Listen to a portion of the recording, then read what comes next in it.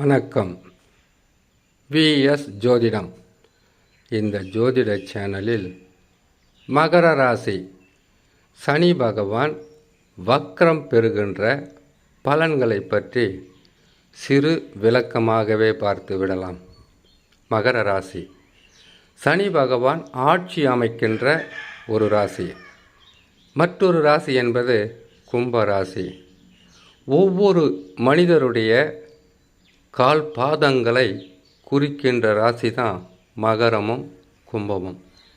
சனி பகவான் எப்பொழுதெல்லாம் ஏழரை சனியாகவோ அர்த்தஷ்டம சனியாகவோ கெண்டக சனியாகவோ அல்லது அஷ்டம சனியாக வந்தால் முதலில் கால் பாதங்களோ அல்லது முழங்கால், முட்டி, முதுகு எலும்பு இப்படிப்பட்ட இடங்களில் சில பாதகங்களை கொடுப்பார்.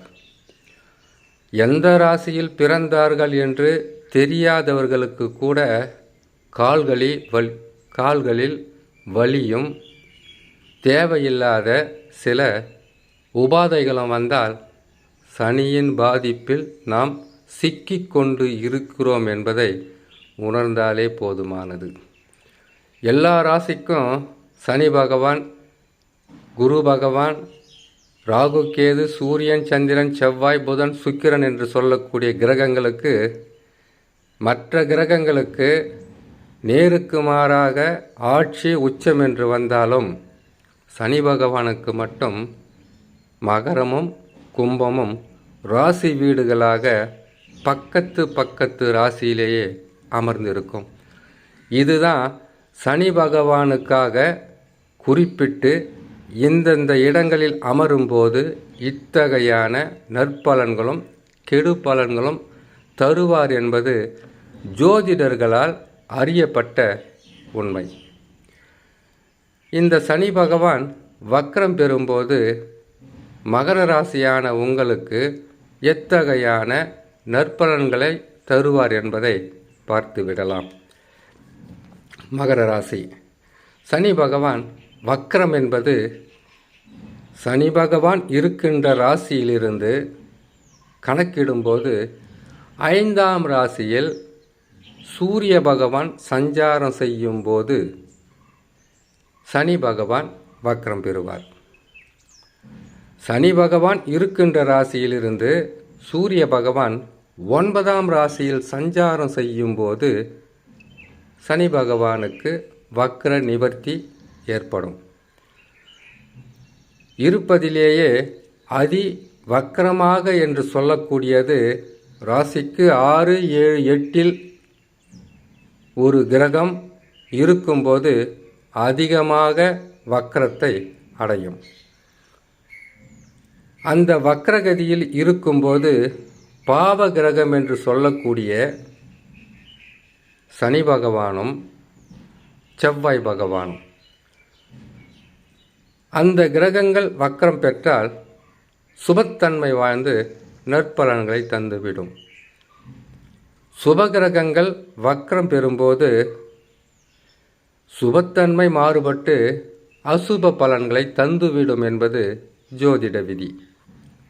இந்த வகையில் மகர ராசியான உங்களுக்கு 4 ராஜகிரகங்களில் குரு பகவான் பாதகஸ்தானத்தில் இருக்கிறார். ராகு பகவான் இன்னும் பாதகஸ்தானத்தில் வீணான குழப்பங்களை தருகின்ற ஸ்தானத்தில் ராகு பகவான் அமர்ந்திருக்கிறார். இருப்பதிலேயே கெடு பலன்களை அள்ளி கொடுக்கின்ற ஸ்தானத்தை கேது பகவான் பெற்றிருக்கிறார். இந்த நேரத்தில் ஒரு ஆறுதலாகவும் மன நிம்மதியை தருகின்ற ஓரளவுக்கு முழுமையான நிம்மதின்னு சொல்ல முடியாது, ஓரளவுக்கு நற்பலன்களை தருகின்ற ஸ்தானத்தை சனி பகவான் பெற்றிருக்கிறார். இப்பொழுது சனி பகவானும் வக்ரம் பெறுவதால் பாதகம் என்பது அதிகமாக நடந்து விடுமா? நடக்காது. ஆனால் நற்பலன்கள் தான் நடக்க போகிறது என்பதை உறுதியாகவும் சொல்ல முடியாது, இறுதியாகவும் சொல்ல முடியாது. காரணம், ஒவ்வொரு ராசிக்கும் குரு பகவான் என்பவர் பொருளாதாரத்தை உயர்த்தி கொடுப்பவர். பொருளாதாரம் உயரலைனாலும் பரவாயில்ல, தினமும் செய்கின்ற தொழிலில் வருமானத்தை கொடுக்கின்ற கிரகம் குரு பகவான். நம் வாழ்க்கையில் எடுக்கின்ற முயற்சிகள் எதுவாக இருந்தாலும் அதற்கு நற்பலன்களை தருகின்ற கிரகம் குரு பகவான்.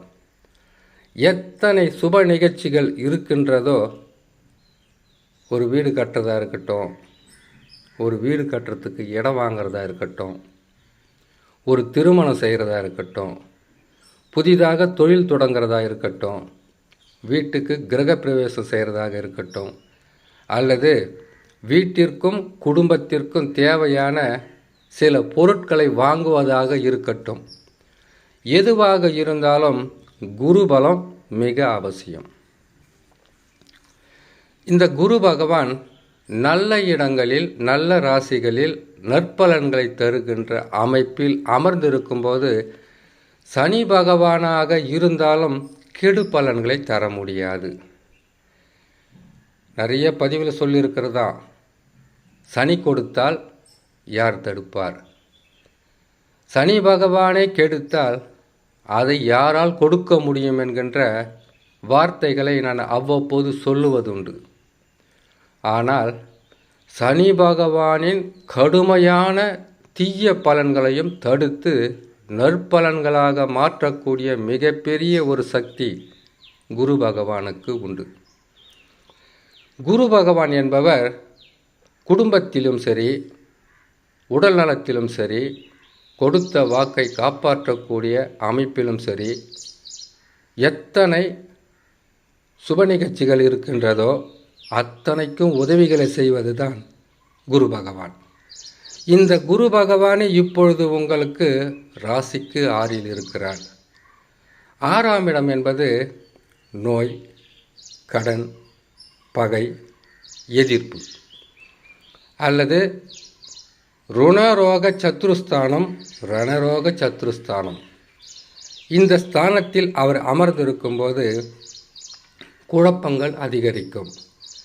சிறிய வார்த்தை பேசியதால் பெரிதளவு பிரச்சனைகளை உருவாக்கக்கூடிய அமைப்பில் இருப்பார். கடந்த சில மாதங்களாக ஓரளவுக்கு நன்மைகளை கொடுத்து வந்தது ராகு, கேது, குரு பகவான். சனி பகவான் பாதகமாக இருக்கும்போது, அந்த குரு பகவானே கெட்ட இடத்தில் இருக்கும்போது நாம் பெருசாக ஆசைப்படக்கூடாது, பெருசாக எதையாவது திட்டத்துகளை போடக்கூடாது. அது மட்டும் இல்லாமல் எல்லா விஷயமே உடனுக்குடனாக நடக்க வேண்டும் என்று மகர ராசியான நீங்கள் நினைக்கக்கூடாது. கொஞ்சம் பொறுமையாக இருக்கணும். காரணம், குரு பலம் இல்லை, ராகு கேதுவும் சரியில்லை.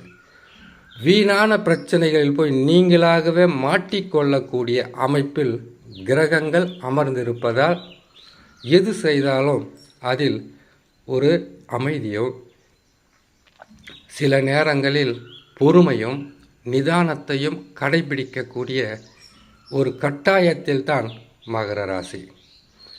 மகர ராசிக்காரர்கள் இந்த காலகட்டத்தில் இறை நம்பிக்கை, குலதெய்வ வழிபாடு, இஷ்ட தெய்வ வழிபாடு, 7.5 சனியில் சந்திக்காத பாதகங்களா இப்போ வரப்போகிறது அப்படி என்கின்ற மனநிலையை உங்களுக்கு நீங்களே உருவாக்கி கொள்ள வேண்டும். அந்த வகையில் சனி பகவான் வக்கரம் பெறுவது என்பது வருகின்ற 2ஆம் தேதி 7ஆம் மாதம் 2025 தமிழ் மாதத்தில் ஆனி மாதம் 18ஆம் தேதி பகல் 3:12 சனி பகவான் வக்கரம் பெறுவார். வக்கர நிவர்த்தி என்பது கார்த்திகை மாதம் 1ஆம் தேதி. இதே 3:12 வக்கர நிவர்த்தி பெறுவார். இந்த வக்கர நிவர்த்தி பெறுகின்ற இடைப்பட்ட இந்த 5 மாதம் என்பது சனி பகவான் வக்கரம் பெறுகிறார் என்பதை விட புதிதாக எதையும் செய்யாமல் இருப்பது மிகவும் நற்பலன்களை தரும்.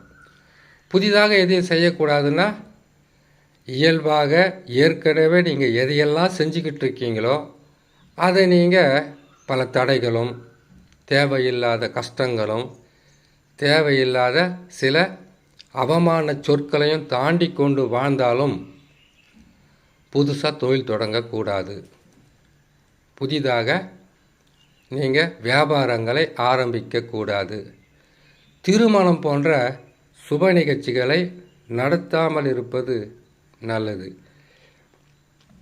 வெளியூருக்கு வேலைக்கு போகிறது, வீட்டிற்கு உங்களுடைய நீண்ட நாள் கனவாக இருக்கக்கூடிய வீடு கட்டுற வேலை, அஸ்திவாரத்தை போடுவது, கிரக பிரவேசம் செய்வது, புதிதாக பொருட்களை, அதாவது உணவுப் பொருட்களையோ உண்ணும் உணவோ உடுத்தும் உடையோ வாங்குவதற்கு உண்டான தடையாக இருக்கக்கூடாது. புதுசாக ஒரு நகை வாங்குறதா இருக்கலாம், தங்க நகைகளை வாங்கக்கூடிய ஒரு சூழ்நிலையாக இருக்கலாம். இருக்கிற சூழ்நிலையை பார்க்கும்போது வாங்குவீங்களோ வாங்க மாட்டீங்களா தெரியாது. அப்படி ஒரு நிலை ஏற்பட்டால் அதை தள்ளி வைப்பது மிகவும் சிறப்பாக இருக்கும். இன்னொரு முக்கியமான விஷயம், இதை எதுக்காக சொல்கிறேன்னு கேட்டிங்கனாக்கா, ஒரு கிரகம் பின்னோக்கி செல்லும்போது 12 ராசிக்காரர்களுக்கும், ஆனால் மகரத்துக்கும் கும்பத்திற்கும் உங்களுடைய ராசி அதிபதியே வக்கரம் பெற்று பின்னோக்கி செல்கிறார். அப்போது நீங்கள் செய்கின்ற செயலில் ஒரு வேகம் இருக்கும், திடீர்னு கோபம் வரும், திடீர்னு ஆத்திரத்தால் அறிவை இழக்கக்கூடிய ஒரு சூழ்நிலையாக மாறும்.